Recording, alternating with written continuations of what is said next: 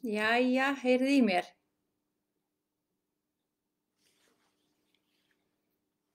Sjá, það eru smá tæknilegir örðugleikar hérna sem við erum að reyna að komast í gegnum. Þetta er allt að koma.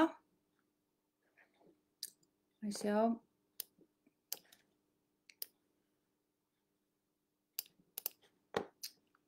Sjá, ok. Sýnist þetta að vera að ganga hjá okkur.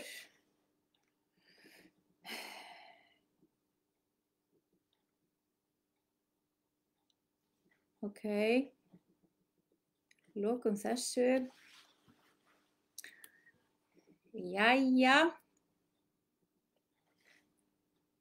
Sjá.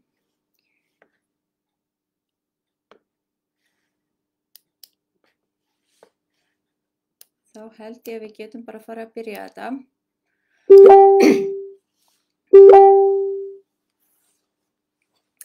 Afsakið þetta.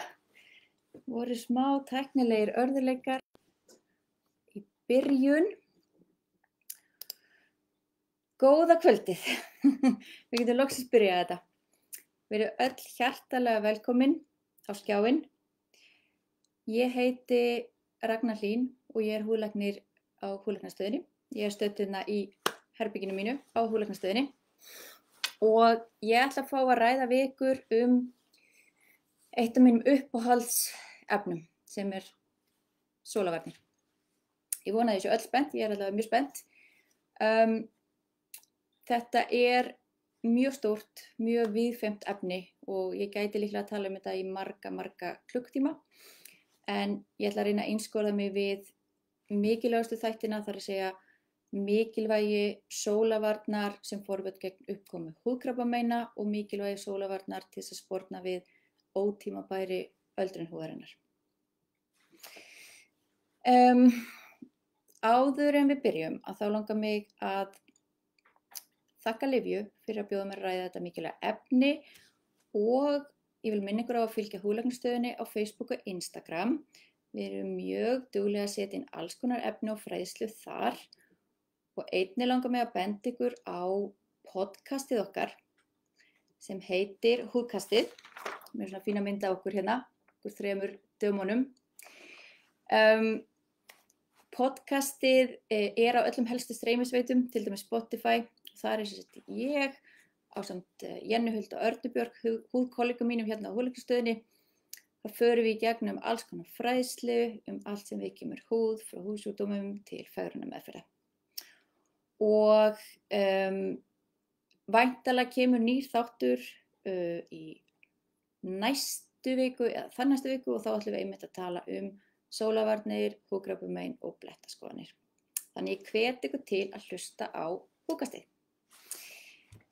Heyriði, við ætlum að byrja á því að tala um sólina. Til þess að áður við förum út í sólarvarnir að þá verðum við að skilja af hverju sólarvarnir eru svona mikilvægar. Þannig við byrjum á sólinni. Eins yndislega sólin er og lífsnauðsynleg okkur bæði fyrir jörðina og allt sem lifir á henni, að þá er hún mikil skaðvaldur. Alþjóðaheilbrigðismálastofnunin hefur nefnilega lýst því yfir að útfjólublá geislun frá sólinni og frá ljósabekkjum sé krabbameinsframkallandi efni. Það er sem sagt búið að setja útfjólublá geislun í sama flokk og til dæmis sígarettur. Svolítið sjokkerandi, ekki satt? Þannig að þetta er mjög mikilvægt málefni. En af hverju er sólin svona skaðleg? Hvað er þetta sem við þurfum að hafa í huga? Sko, sólargeislun samanstendur af mismunandi geislun. Við höfum sem sagt sýnilegt ljós, við höfum innrauða geisla og svo höfum við ósýnilega útfjólubláa geisla. Það eru útfjólubláu geislarnir sem við ætlum að einblína á. Það eru þeir sem skipta mestu máli þegar kemur að húðkrabbameinum og ótímabæru öldrun húðarinnar. Í stuttu máli sagt þá höfum við 3 tegundir af útfjólubláu geislun Við höfum sem sagt UVA-geisla, UVB-geisla og UVC-geisla. UVA þýðir rauninni bara útfjólublátt eða ultraviolet. UVC-geislarnir ekki eitthvað sem við þurfum að hafa áhyggjur af. Þeir komast í rauninni voða lítið niður til jarðar því ósonlagið bara fangar þá, stoppar þá á leið sinni. UVB-geislarnir, þeir komast að einhver leyti niður til jarðar og þeir eru það byrja svona 5% af útfjólubláu geislunni og magn þeirra mjög mismunandi eftir árstíðum og tímadags. Til dæmis á Íslandi þá geislunin oftast sterkust hádegisbilið eða svona milli 11 og 15 og mesta geislun UVB-geisla í júní og júlí. Þessir geislar, þeir komast ekkert rosalega djúpt í húðina en þeir eru orkumiklir og þeir valda bruna og blöðrumyndun og valda sólbrungu sem kemur, þið veitir, daginn eftir að maður búin að vera útsettur fyrir sólinni, þá kemur brunga, oft meiri brunga daginn eftir og það eru sem sagt aðalega UVB-geislarnir. Þeir eru megin orsök húðkrabbameina. Þeir hafa sem sagt meiri áhrif á tilurð húðkrabbameina heldur en til dæmis UVA-geislar. Þannig að munið þetta. Þetta er svolítið mikilvægt fyrir það sem kemur síðar. Svo eru UVB-geislarnir líka nauðsynlegir fyrir framleiðslu D-vitamíns í húðinni. Ef við skoðum svo aftur UVA-geislana, þá eru þeir megin þorri geislana sem ná yfirborði jarðarinnar. Þetta það bil 95% af útfjólubláu geislum. Þetta eru geislarnir sem við sjáum í ljósabekkjunum og þeir hafa minni orku heldur en UVB-geislarnir en þeir komast hins vegar dýpra í húðina. Þeir valda sólbrungunni sem kemur svona strax, eins og það þekki, þú veist, ef fólk fer í ljós, að þá verða þeir brúnir strax og svo kemur meiri brunga daginn eftir. Hins vegar, það sem mikilvægt, að UVA-geislarnir valda ótímabæri öldrun húðarinnar. Við erum að tala hrukkur, litabreytingar, æðaslit, stóra svitaholur, stækkaðir fitukirtlar og svo framvegis. UVA-geislarnir þeir valda líka húðkrabbameini, þó að kannski UVB-geislarnir kannski spila meira hlutverk þar. Annað mikilvægt atriði með UVA-geislana að þeir komast í gegnum gler, þeir komast í gegnum rúður, þeir komast í gegnum glugga og bílrúður og 80% af þeim komast í gegnum skýin. Annað mikilvægur mismunur á UVA og UVB-geislum að ég sagði að UVB-geislar væru svona svolítið mismunandi eftir árstíðum og tímadags. UVA-geislun í gangi nokkuð stöðugt yfir allan daginn, allan ársins hring. Það ýmislegt annað sem hefur áhrif á magn þessara geislunar. Við vorum búin að nefna árstíð og tímadags. Það sem skiptir líka máli breiddargráða. Því nær miðbaug, því meiri geislun fáum við. Því hærra uppi sem við erum. Ef við erum í fjallgöngum, þá fáum við meiri geislun á okkur. Ef við erum einhvers staðar þar sem að sólin endurkastast, snjór, sandur, vatn, að þá fáum við ennþá meiri geislun á okkur. Sérstaklega snjór, hann endurkastar í rauninni 85% af útfjólubláu geislun. Þannig að það er mjög mikilvægt að fara varlega þegar maður er á skíðum eða ef maður er í jöklaferðum, af því það er rosalega mikið endurkast. Ég mæli með því að fólk kíki á Veðurstofuna, veður.is. Þar er hægt að sjá sem sagt magn útfjólubláu geisla á Íslandi og Veðurstofan gefur út svokallaðan UVA-stuðul á hverjum einasta degi. UVA-stuðull sem sagt alþjóðlegur stuðull sem að mælir áhrif útfjólubláss ljós á húðina okkar. Þannig að því hærri sem þessi stuðull því minna þolir húðin okkar og verður fyrir meiri skaða. Þannig að almennt miðað við að ef að UVA-stuðullinn hærri en 3, þá séum við komin í ákveðin hættumörk fyrir húðina og svona til þess að taka dæmi fyrir ykkur, þá fór ég inn á Veðurstofuna í dag til þess að athuga hvað ufstuðullinn væri í dag og hann var sem sagt 3,5. Þau muni hvernig veðrið var í morgun, ég menna það var, þú veist, hálfskýjað og pínu grámiglulegt með við hvernig síðustu dagar hafa verið, þannig að það er lúmst mikil geislun í gangi og eitthvað sem maður kannski gerir sér ekki almennilega grein fyrir. Ok, þá vitið þið slatta útfjólublá geislun. Heyrðu, en við skulum hafa eitt algjörlega á hreinu. Öll sólargeislun skaðar húðina. Öll sólargeislun. Það er ekkert til sem heitir heilbrigð sólbrúnka, sama hvað hver segir. Það er ekki heilbrigt að verða brúnn. Mörgum líður vel þegar maður út í sólinni, fólk sem sólbrúnt álitið vera frísklegt og heilbrigt og íþróttamannslegt, en það er ekkert til sem heitir heilbrigð sólbrúnka. Ok. Flest dýr eru með hár til þess að verja sig gegn skaðlegri geislun sólarinnar, ólíkt okkur mannfólkinu. Við kannski vorum með meira hár í fornöld, en við höfum svona í gegnum árin tapað flestum hárum.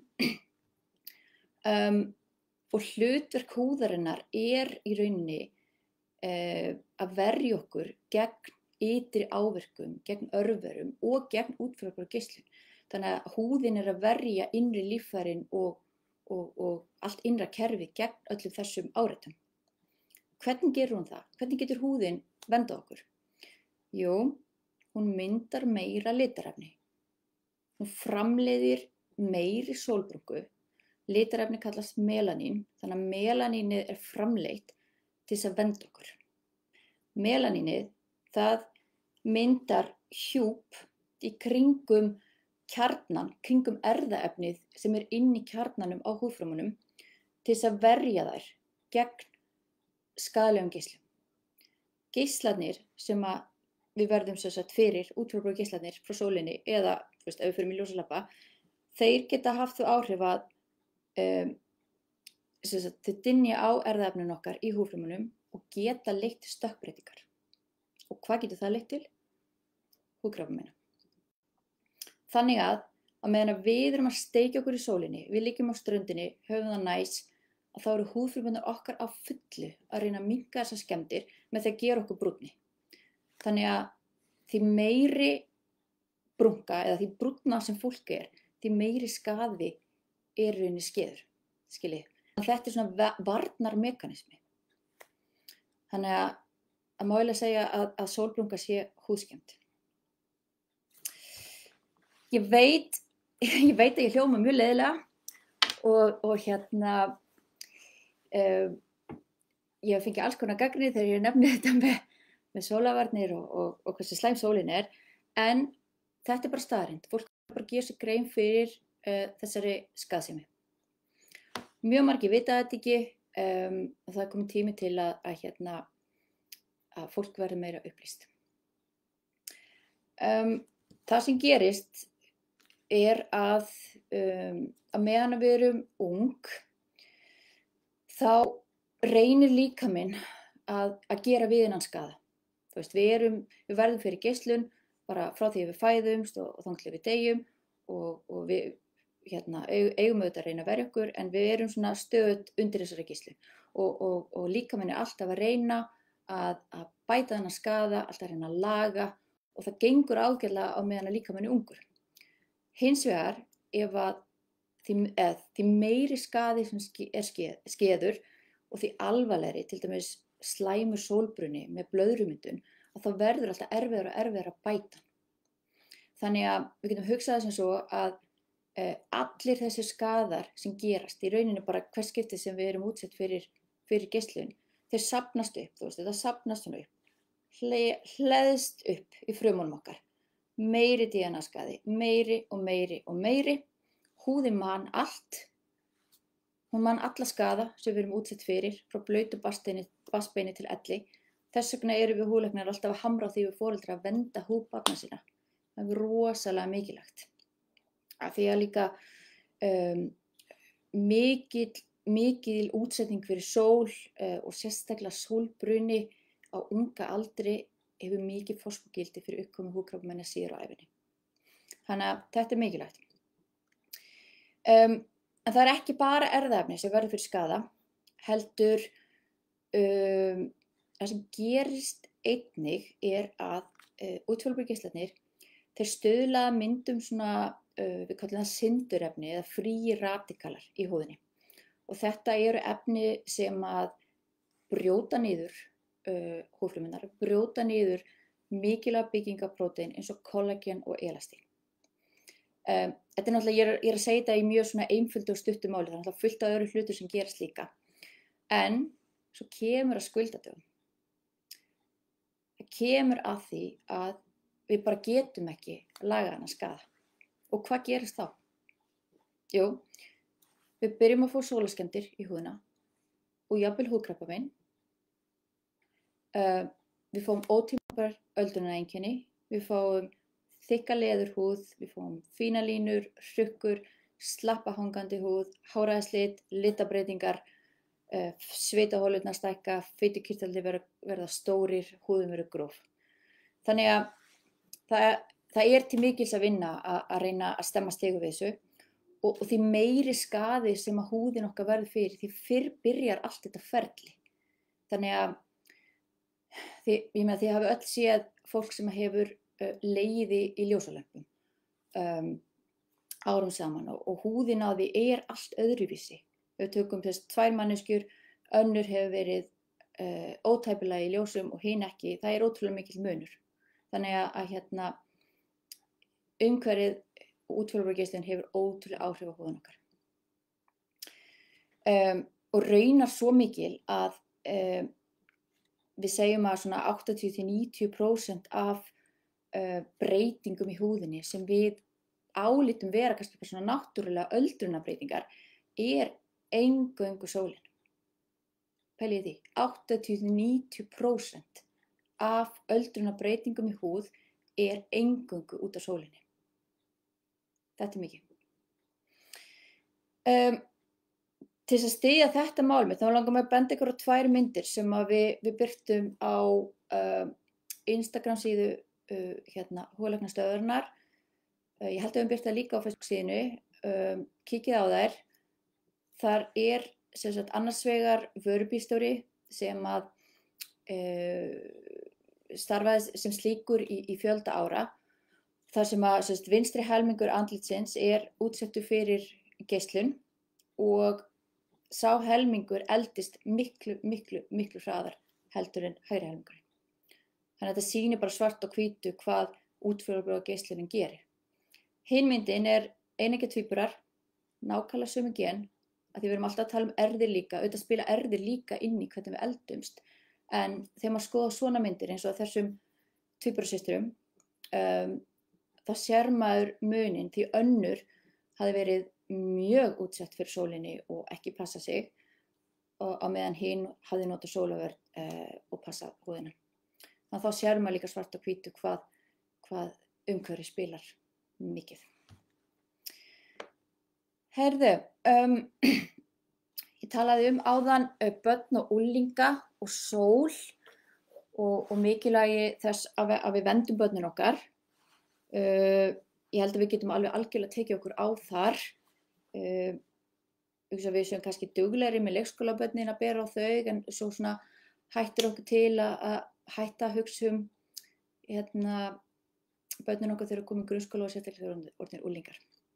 En þetta skiptir gríðarlega miklu máli vegna þess að mikil útsetning fyrir sól og tíðir sólbrunnar á þessum viðkvæma aldri, þegar við erum á barns- og unglingsaldri, að það tengist ótrúlega uppkomu húðkrabbameina síðar á ævinni.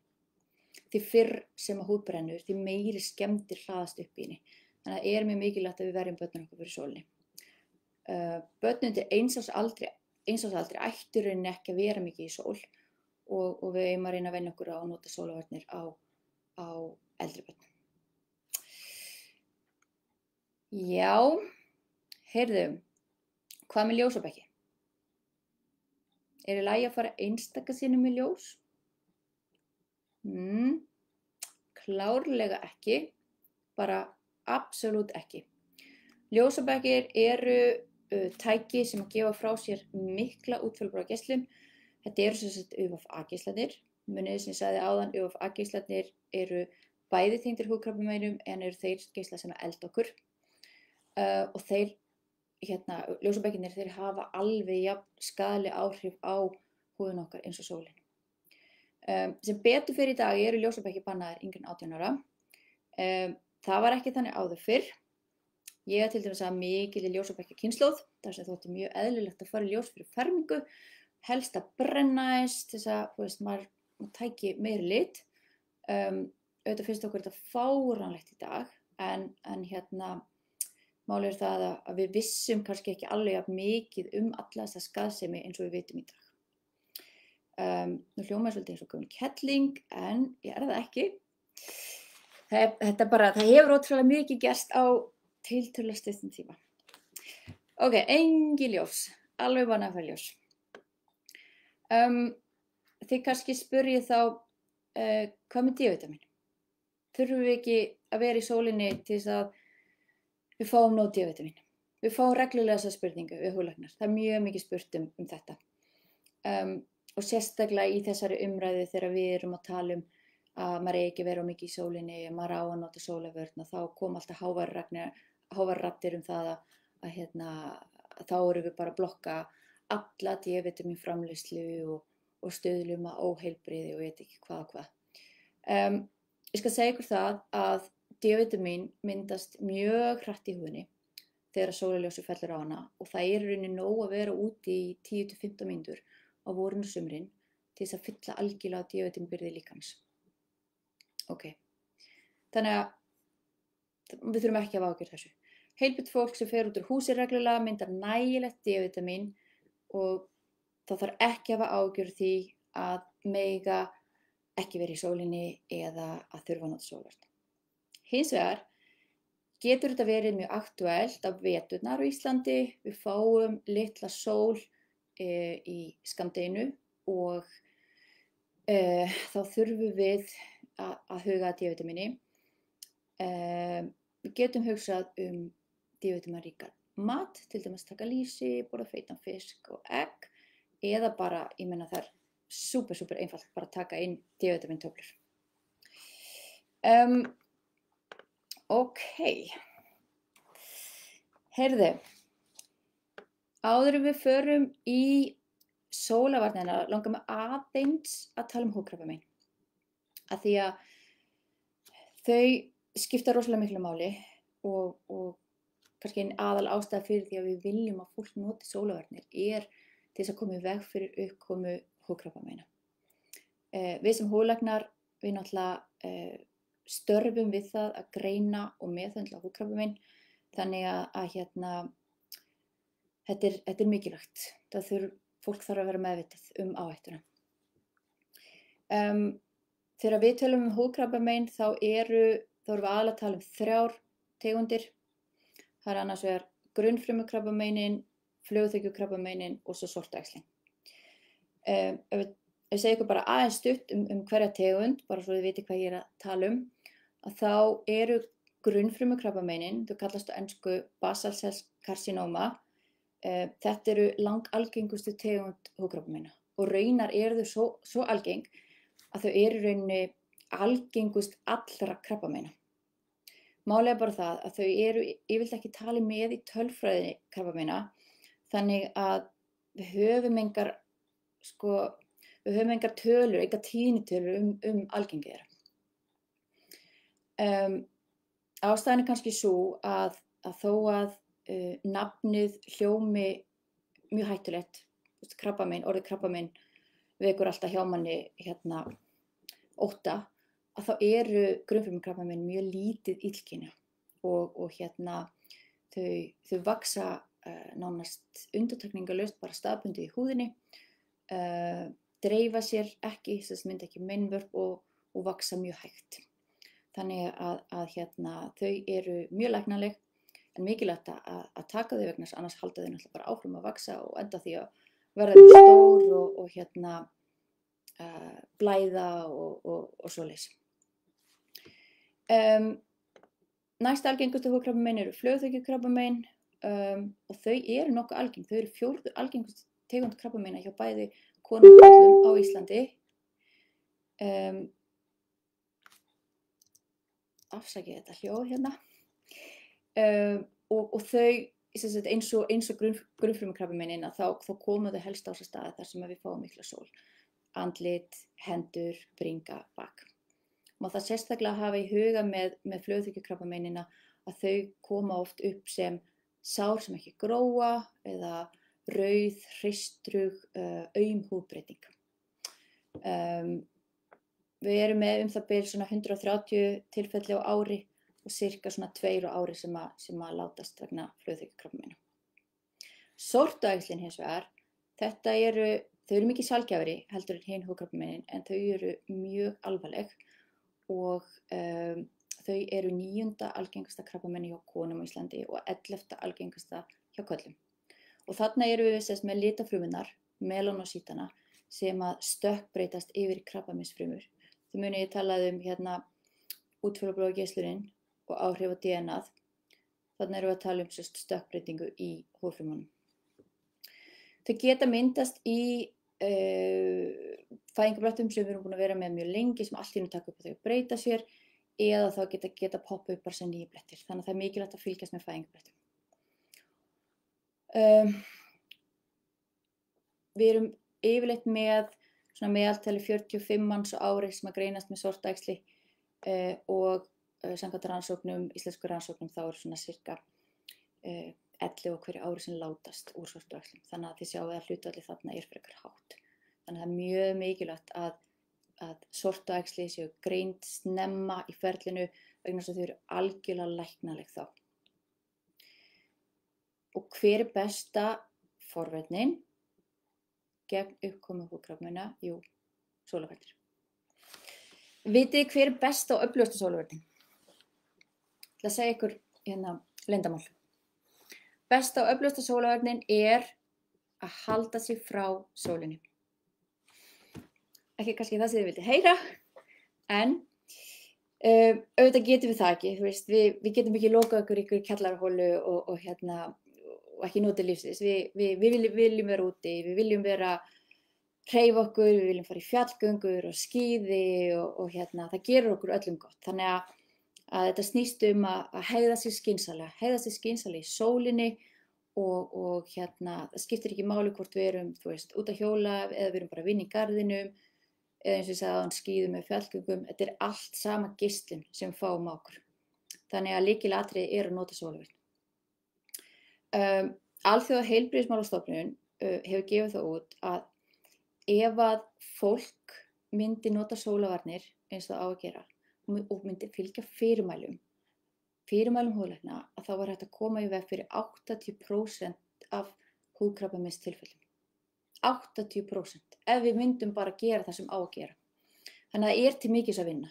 Við viljum að þessar tíðnitölur húðkrabbameina lækki. Hvenær þurfum við þó sólarvörn? Ef þið spyrjið mig, þá er svarið alltaf. Ef þið spyrjið aðra, þá kannski er svarið annað. Af hverju þurfum við sólarvörn? Af hverju þurfum við alltaf sólarvörn? Af hverju þurfum við sólarvörn á Íslandi yfir höfuð? Margir sem að halda að maður þurfi ekkert sólarvörn í Íslandi, nota sólarvörn alltaf erlendis, en að íslenska sólin hún sé ekkert svo sterk. Það er rangt. Við fáum mikla geislun á okkur og sérstaklega á sumrin á Íslandi, þannig að við ráðleggjum öllum að nota sólarvarnir. Ég segi oft við sjúklingana mína, byrjaðu snemma á vorin, yfir allt sumarið og fram til síðhaust. Þá ertu nokkuð vel dekkar, af því að sérstaklega maður er að hugsa uppkomu húðkrabbameina, af því þá eru mest af UVB-geislum í gangi. Hins vegar, ef við viljum verja okkur algjörlega gegn allri geislun og þá sérstaklega UVA-geislunum, þá þyrftum við að vera með sólarvörn allan ársins hring. Líka á rigningadögum, líka á skýjandögum. Því, munið hvað ég segði áðan, UVA-geislarnir, þeir eru í gangi allan ársins hring og það eru þeir sem elda okkur.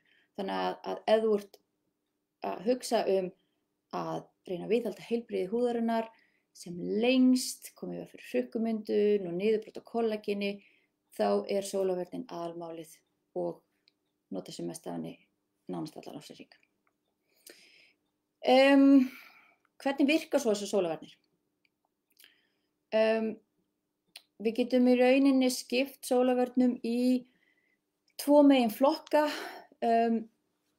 Við höfum annars vegar kemíska varnir sem að fara inn í húðina okkur og virka svolítið eins og svampur. Þær draga í sig geisla sólarinnar og eyða þeim þannig.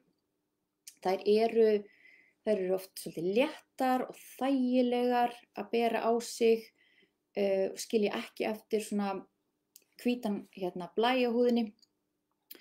En það geta stundum valdið ertingu í húð og sumir kvarta undan svona ertingu í augum. Hins vegar höfum við svo steinefnavarnirnar sem stundum eru kallaðar físikalvarnir eða mineralvarnir og þá erum við að tala varnir sem eru búnar til úr steinefnum eins og nafnið gefur til kynna.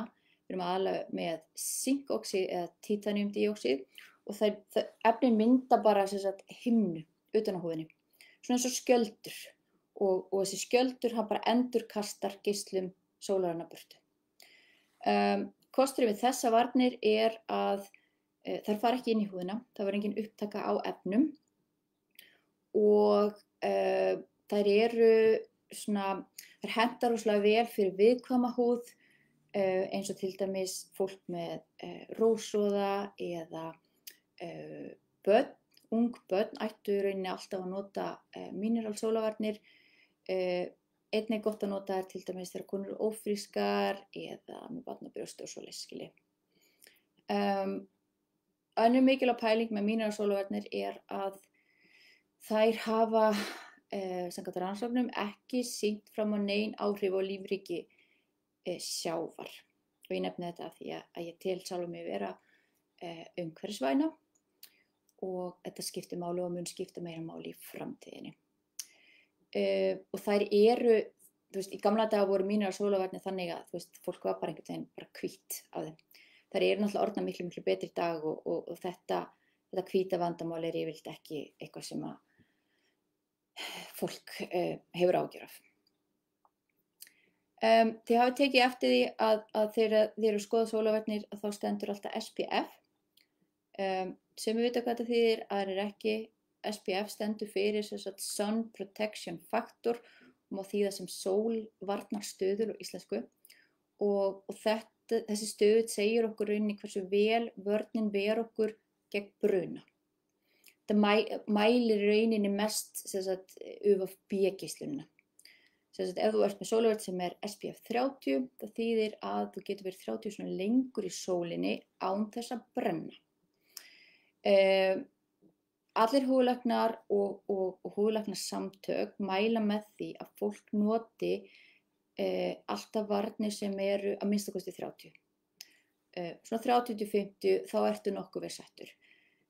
Bandaríska lyfjaeftirlitið hefur jafnvel gefið það út að hvort það ætti hreinlega að taka varnir á markaði sem eru minna en SPF 15 vegna þess að þær hafa ekki sýnt fram á að vera nógu mikið verndun fyrir uppkomu húðkrabbameina. Þannig að allt yfir 30 gott. Hver svo munurinn á þessu?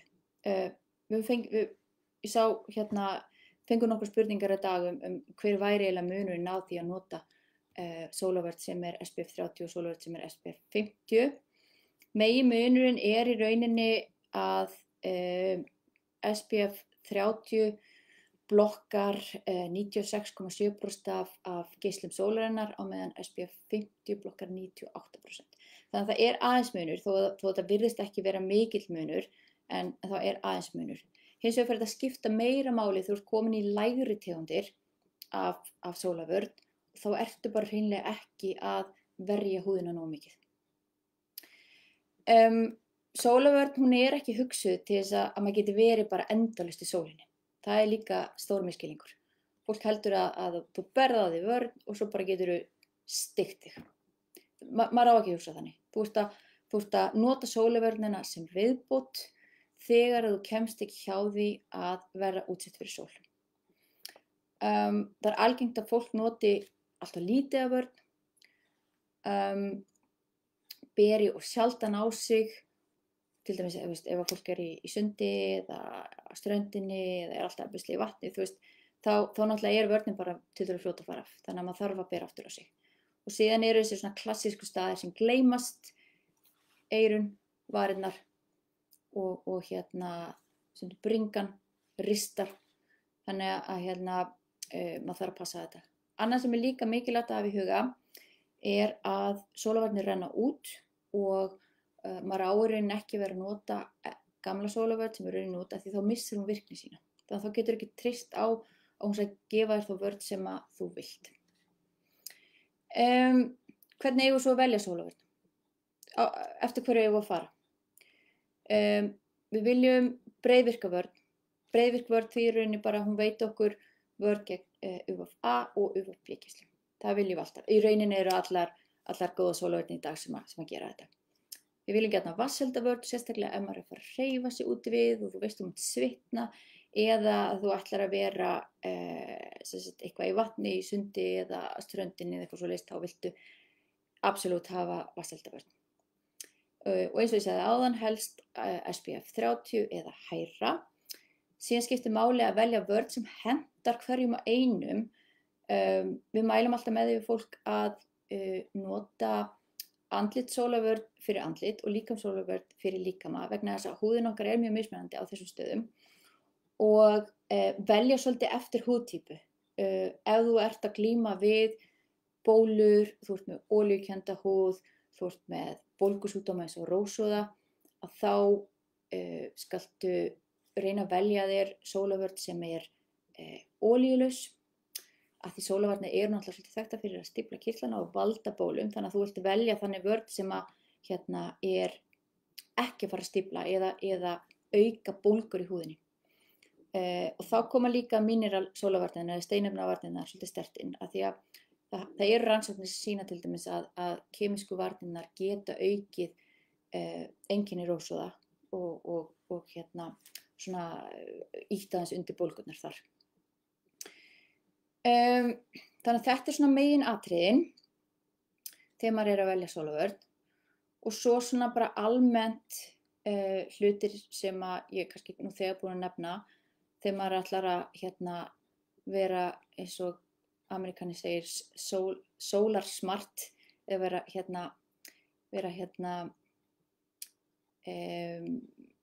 haga sér vel í sólinni, að þá viltu takmarka tíman í sólinni á meðan geislarnir eru sem hættulegastir, þar að segja milli 11 og 3 á Íslandi. Nota hyljandi fatnað, nota kannski sólhatt eða derhúfu, nota sólgleru, maður þarf að hlífa augunum. Nota sólarvörn eins og ég sagði, ágætt að bera ástíð svona cirka hálftíma áður maður fyrir sólina og endurtaka á 2 til 3 tíma fresti eftir þörfum, þar að segja það fer náttúrulega eftir hvað maður að gera. Ég ber ekki á mig að 2-3 tíma fresti þegar ég bara fara í vinnunni, ég ber á mig á morgnana áður ég fer út og svo þarf ég í rauninni ekkert að bera á mig nema ef ég kem heim seinnipartinn og ég ætla til dæmis að fara í langan göngutúr með hundunum eða þá náttúrulega vil ég verja mig aftur. Og ekki láta blekkjast að skýjum himri, þið munið, UVA-geislarnir, þeir komast alveg í gegnum skýin og passa sig í endurkastinu, snjór og vatn og sandur og alls ekki stunda ljósabekki. Og því mig bara gjarnan breiða út þann boðskap að forða öllum frá því að fara ljósabekki. Ljósabekkir hafa verið með svolítið comeback núna, því miður, við höfum tekið eftir því húðlæknar, menntaskólakrakkar eru að stunda ljósabekki, gera sér ekki grein fyrir hættunni, við höfum kannski ekki verið nógu dugleg að minna á þetta, af því manni fannst bara einhvern veginn fólk vera hætt að stunda ljós en við þurfum greinilega að fara að tala meira ljósabekki og skoða húðina reglulega, vera vakandi yfir breytingum og fæðingablettum og ef þú ert í einhverjum vafa að tala við heimilislækni eða húðlækni.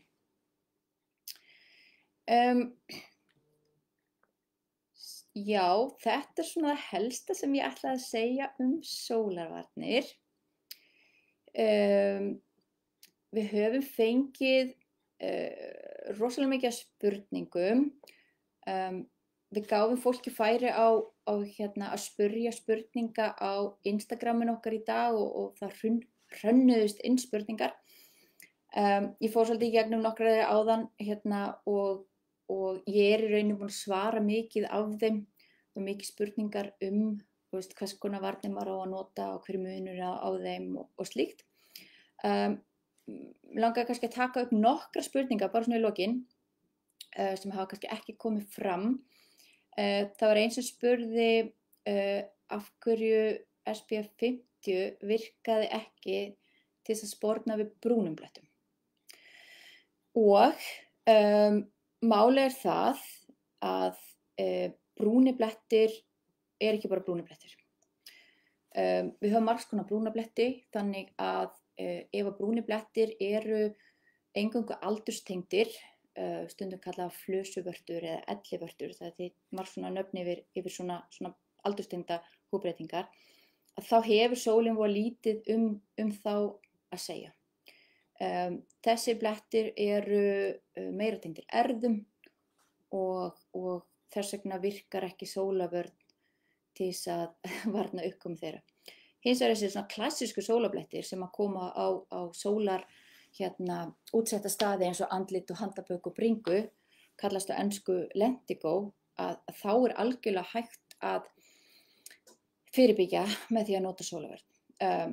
Annars sem skiptir máli þarna að ef þú ert duglega að nota sólavörn núna og segjum þú hafi verið það síðastliðin ár og samt að fá brúna bletti, að þá getur það verið vegna bara gamalla synda.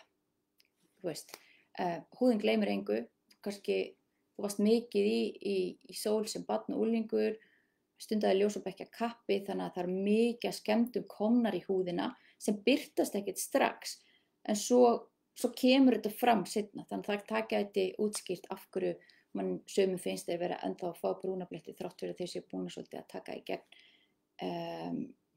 húðheilsuna sína, vil ég meina. Önnur spurning sem ég fékk sem að mér fannst svolítið áhugaverð,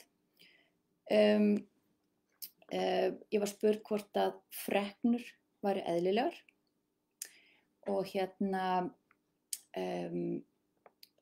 flestum okkar finnst freknur bara vera sætar og sérstaklega á litlum börnum og freknur hafa verið mjög vinsælar undanfarin ár, jafnvel svo vinsælar að sumar konur eru að teikna þær á sig. Þannig að og freknur eru svona álittar oft vera bara einmitt, þú veist, fólk með freknur geislar að heilbrigði og útitekið og svoleiðis. Málið það að freknur eru mjög oft merki sólarskemmdir.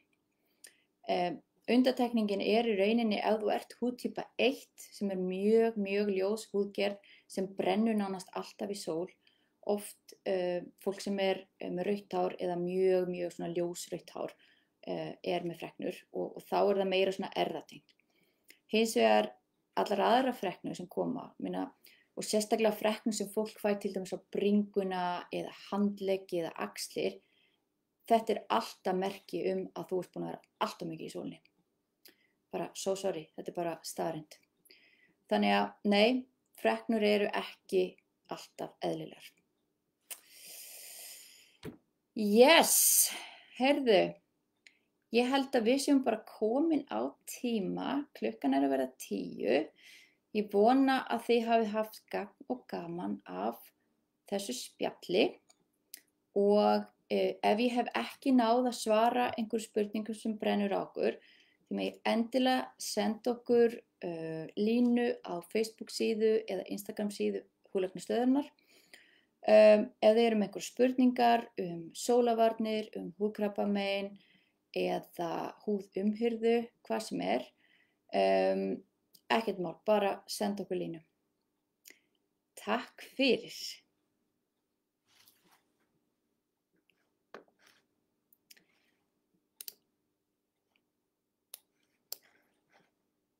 Nú bara þarf ég að slaka á þessu sko. Og ég bara kann það ekki.